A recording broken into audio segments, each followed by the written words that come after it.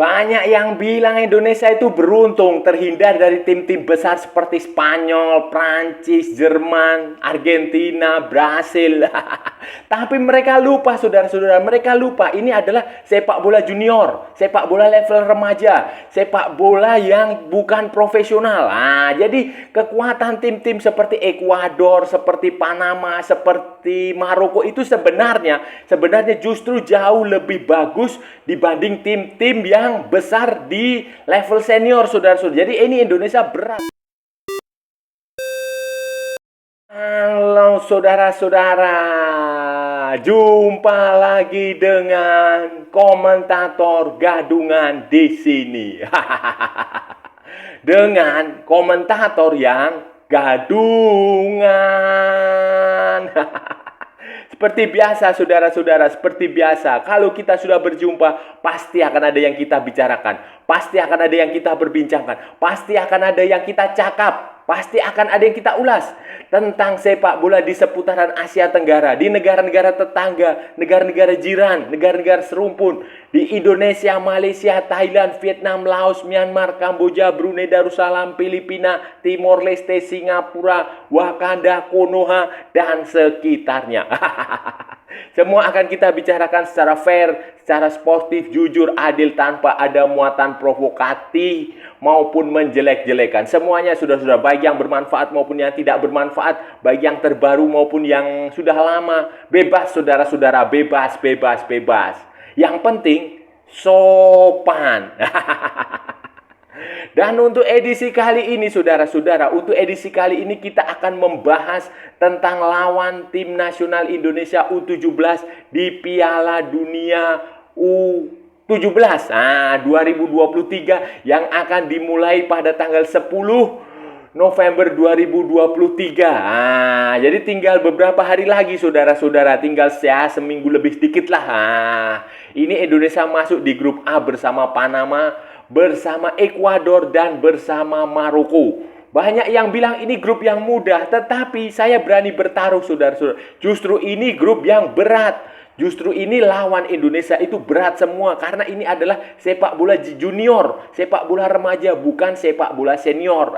Di sini tidak ada Lionel Messi, tidak ada Cristiano Ronaldo, tidak ada Jamal Musiala, tidak ada Thomas Muller, tidak ada Kylian Mbappe. Jadi kekuatan di tim-tim junior, di tim-tim remaja dari negara-negara yang level kedua, ketiga, di level seniornya, saudara-saudara, itu sebenarnya justru jauh lebih bagus, jauh lebih berat, dan mereka jauh lebih siap.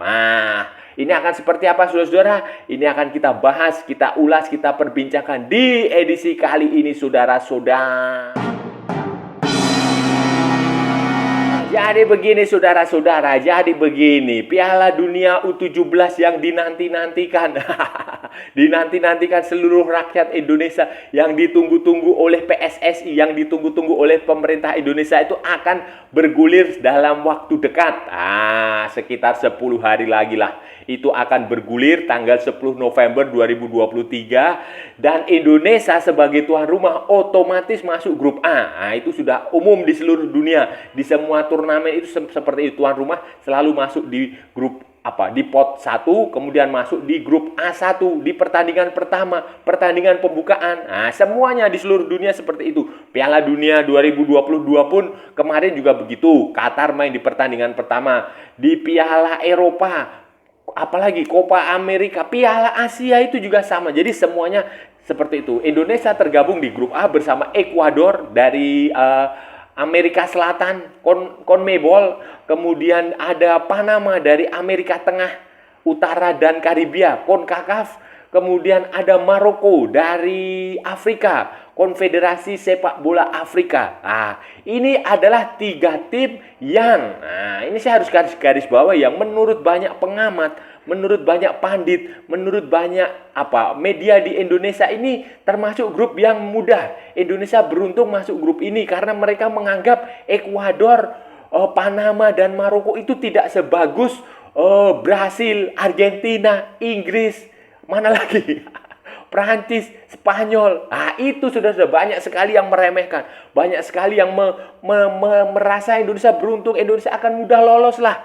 Indonesia akan bisa menghasilkan sesuatu dengan grup yang seperti ini, dengan tim yang seperti ini. Aduh, mereka seolah-olah meremehkan. Tapi saya tidak setuju, saudara-saudara. Betul, saya tidak setuju karena ini adalah sepak bola di level junior. Development istilahnya, pengembangan. Berbeda dengan sepak bola di senior yang sudah jadi. Ya. Jadi kalau ada yang bilang ini grup muda, aduh, saya sih 180 derajat bertentangan. Saya tidak setuju sama sekali. Justru saya mengatakan ini adalah grup berat, saudara-saudara. Grup yang sangat berat. Amat sangat berat sekali. Saya berani berbeda pendapat dengan para pengamat lain, dengan pandit lain, dengan YouTuber lain, dengan media-media mainstream maupun yang anti mainstream. Kenapa saya mengatakan? Karena kita harus begini loh. Ini sepak bola adalah di level junior, level remaja lebih tepatnya. U17 ini remaja. FIFA menyebutnya sebagai boys football. Kalau di U19, U20 itu FIFA menyebutnya sebagai youth football. Pemuda, junior. Kalau di senior ya senior gitu. Di level boys ini, level junior ini kita nggak akan pernah bisa tahu pemain ini nantinya mau jadi seperti apa. Apakah dia akan tebus seperti Lionel Messi? Apakah dia akan moncer seperti siapa lagi? David Beckham. Itu kita nggak akan pernah tahu, saudara-saudara. Karena ini adalah development dan jalan mereka itu masih panjang. Masih 20 tahun lagi. Masih bisa saja bertahan sampai 30 tahun. Bisa juga hanya bertahan cuma 5 tahun, 4 tahun. Dan di level junior seperti ini, saudara-saudara, pemain itu masih akan terus berproses. Jadi mereka belum bisa diharapkan untuk menampilkan performa terbaik. Beda sekali dengan level senior. Kalau level senior kita bisa melihat lah, misalnya Brasil, pemainnya siapa? Neymar, Gabriel Jesus, kemudian Gabriel Martinelli, kemudian Roberto Firmino. Seperti itu. Argentina kita bisa lihat Julian Alvarez, Alexis McAllister, Dibu Martinez, kemudian Lautaro Martinez, Lionel Messi. Kita bisa melihat seperti itu bahwa mereka pemain yang bagus, mereka pemain yang sudah teruji. Tetapi saudara-saudara di level U17, di level remaja ini beda sama sekali. Kita nggak akan bisa melihat itu seperti itu. Tidak bisa apple to apple karena mereka ini di negara masing-masing juga kompetisinya level U17 bermain dengan remaja. Tidak semua negara punya kompetisi. Mereka lebih banyak berlatih bersama di akademi. Kalaupun ada pertandingan, ya pertandingan di level-level yang seusia mereka, yang kompetitifnya masih kurang, tekanannya masih sedikit, kemudian perhatiannya juga masih sedikit. Jadi tidak bisa dibandingkan, saudara-saudara, tidak bisa dibandingkan. Lihat calon lawan Indonesia. Kita mulai dari Ekuador ya, saudara-saudara ya, di pertandingan pertama ya tanggal 10 November itu ya. Ekuador ini semua pemainnya itu berada main di liga, di junior, ada beberapa yang sudah main di senior tapi tidak banyak kesempatannya. Mayoritas main di tim junior mereka di U17, U18, U16 di akademi. Itu ada pemain-pemain yang semuanya mayoritas di dalam negeri. Sebenarnya ada satu pemain di Swansea City, Akademi Swansea. Tapi kita nggak tahu apakah dia akan ikut bermain nanti di Piala Dunia U17 atau tidak. Tetapi yang sejauh ini data yang sudah saya terima adalah mayoritas adalah bermain di klub lokal, klub dalam negeri di akademi. Ada dari Independiente del Valle, itu salah satu klub yang kemarin sempat mengejutkan di Copa Sudamericana. Kemudian ada lagi dari Barcelona Guayaquil ya, bukan Barcelona yang ada di Catalunya ya, bukan. Kemudian ada lagi LDU Quito. Kemudian ada lagi Deportivo Cuenca.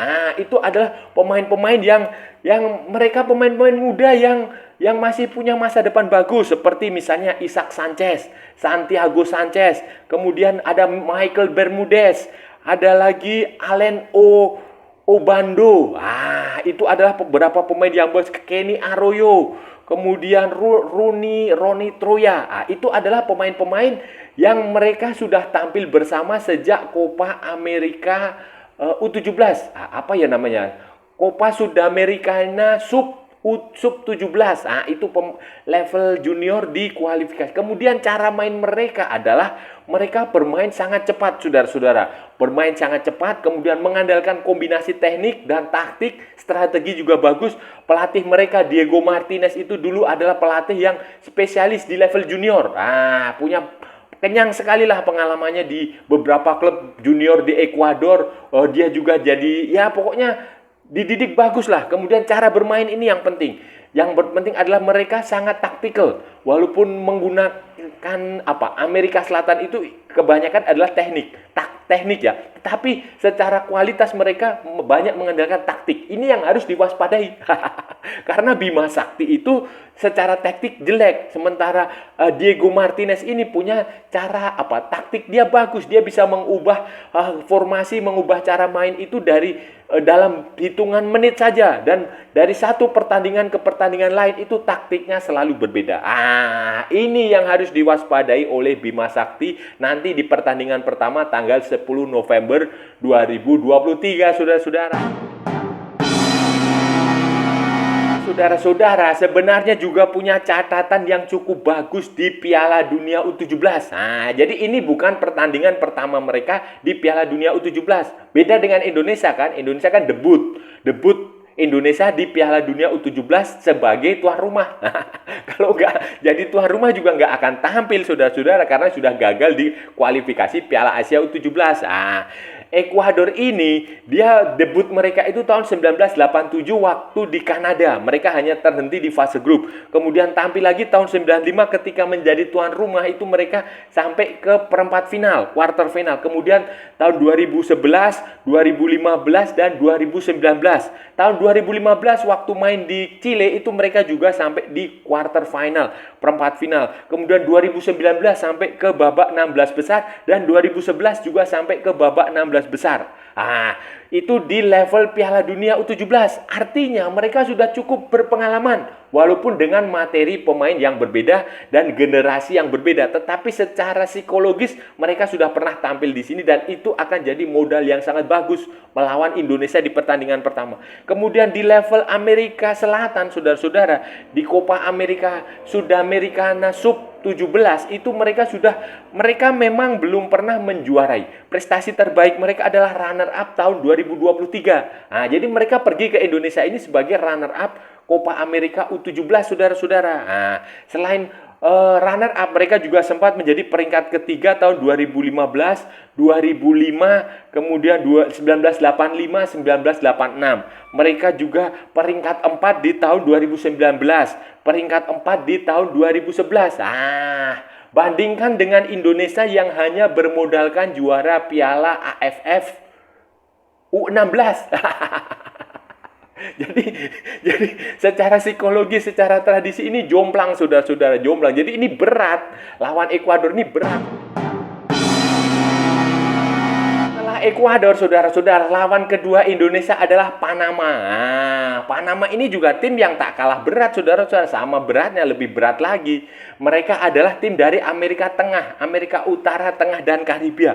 Mereka pelatihnya itu Mike Stam, itu pelatih dari Amerika Serikat. Mike Stam itu pelatih dari Amerika Serikat yang punya paspor Amerika Serikat dan Panama. Kemudian terus materi pemainnya itu juga sama, mayoritas dari dalam negeri, dari Liga Primera Division Panama. Beberapa itu main di Eropa, seperti ada yang di Levante itu si Martin Kruk. Martin Kruk. Kemudian ada juga yang main di Amerika Serikat. Itu di Aldair Marta, itu main di Peninsula FC, klub di bawah lah, bukan klub MLS. Tetapi secara umum mereka bagus sekali, saudara-saudara, mereka bagus sekali. Mereka juga sudah punya pengalaman tampil di Piala Dunia U17. Kalau nggak salah itu 2 kali, saudara-saudara, tahun 2011 dan tahun 2013. 2011 itu mereka sampai di babak 16 besar. Waktu itu turnamennya diselenggarakan di Meksiko. Meksiko. Kemudian tahun 2013 waktu di Uni Emirat Arab itu mereka masuk di group stage. Terhenti di fase grup. Kemudian waktu di Amerika Tengah ini mereka di CONCACAF U17 ini mereka datang ke Indonesia sebagai peringkat keempat kalau nggak salah. Peringkat keempat di di CONCACAF U17. Di bawah Meksiko, Amerika Serikat. Tetapi secara umum ini kualitas permainannya bagus. Panama ini juga gaya mainnya lebih mirip Ekuador, tetapi mereka juga punya salah satu senjata andalan mereka adalah counter attack, serangan balik. Pokoknya mereka punya pemain sayap, 2 pemain sayap, baik sayap murni maupun back sayapnya itu yang bagus sekali, sangat cepat dan mahir memberikan crossing. Ini yang harus diwaspadai oleh pemain-pemain Indonesia nanti di pertandingan kedua, saudara-saudara. Terakhir yang menurut saya amat sangat berat sekali adalah Maroko, saudara-saudara. Mungkin Maroko ini levelnya dengan Ekuador mungkin saya rasa masih bisa Maroko. Maroko ini saya prediksi akan menjadi juara di grup A. Kenapa saya harus mengatakan Maroko ini tim yang bagus, saudara-saudara? Maroko itu untuk Piala Dunia U17 itu tampil dengan kekuatan terbaik dia yang mayoritas adalah bermain Maroko ini adalah kombinasi antara banyak sekali pemain lokal dari klub lokal, khususnya dari Akademi Mohamed VI di Rabat sana dengan pemain-pemain abroad. Beberapa pemain abroad ini juga adalah pemain keturunan, pemain diaspora yang bermain di Eropa, saudara-saudara, di level di akademi sepak bola di Eropa sana. Mereka dididik dalam sistem akademi di Eropa sana. Tentu saja kan beda kualitasnya kalau pemain dididik di Eropa dengan pemain yang dididik di dalam negeri seperti Indonesia misalnya. Jadi mereka punya banyak pemain bagus. Ada yang main di Juventus. Si Abdam Bovandar itu main di Juventus di Primavera atau Barretti ya. Pokoknya di akademinya Juventus. Kemudian ada lagi yang di Paris Saint-Germain. Itu ada si Novel El Hanak. Paris Saint-Germain. Kemudian ada lagi di Volendam Imran Nasir. Itu di Volendam di Belanda. Kemudian ada lagi di Ajax Amsterdam, saudara-saudara. Zakaria Uzan itu main di Ajax Amsterdam. Ada lagi di Lille. Itu si Amin Ezarhouni itu main di Lille ya, saudara-saudara. Jadi ada juga yang di Anderlecht, Nazim Azozi itu main di Anderlecht. Itu adalah banyak sekali pemain diaspora, pemain keturunan, pemain muda yang bagus sekali. Dan ini menurut saya tim yang sangat berat, saudara. Dan klub dalam negerinya juga itu amat sangat bagus, saudara. Salah satu klub penyumbang pemain Maroko yang bagus di timnas U17 ini adalah Mohamed VI Football Academy. Akademi Mohamed VI de Football. Itu bahasa Prancisnya. Jadi akademi Sultan Muhammad VI. Itu salah satu akademi terbaik di Afrika, saudara-saudara. Akademi yang mengacu pada kurikulum sepak bola di Eropa. Kalau nggak salah mereka bekerja sama dengan Asosiasi Sepak Bola Belanda kalau nggak salah ya. Dan juga Asosiasi Sepak Bola Prancis kalau nggak salah ini, saudara-saudara. Tetapi ya memang itu benar. Ini akademi yang sangat bagus. Salah satu akademi terbaik di Eropa dan itu milik pemerintah, milik kerajaan Maroko. Dan itu memang sengaja dibangun untuk mensuplai pemain-pemain Maroko, pemain-pemain sepak bola Maroko, selain juga tentu saja pemain diaspora. Salah satu pemain produknya itu ya Joseph En Nasri.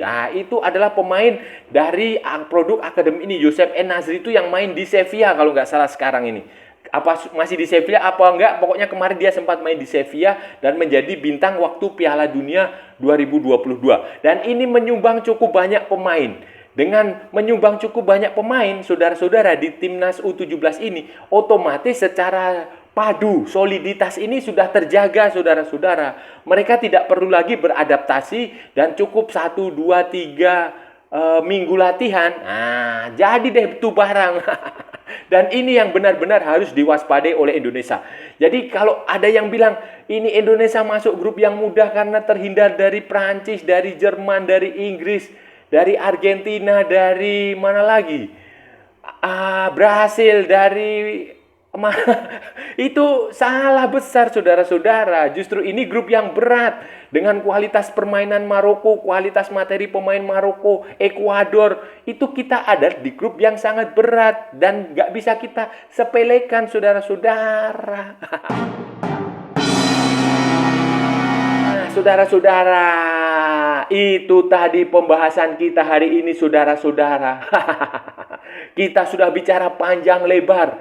Kita sudah bicara banyak hal dari utara sampai selatan, dari barat sampai ke timur, dari A sampai Z. Semua sudah kita bahas tentang calon lawan tim nasional Indonesia U17 di Piala Dunia U17 2023. Seperti yang tadi sudah saya jabarkan, Indonesia akan menghadapi Ekuador di pertandingan pertama tanggal 10 November, kemudian Panama tanggal 13 November, dan terakhir Maroko tanggal 16 November 2023. Semuanya diselenggarakan di Stadion Gelora Bung Tomo di kota Surabaya. Nanti kalau lolos ke babak 16 besar, itu kemungkinan akan main di Solo.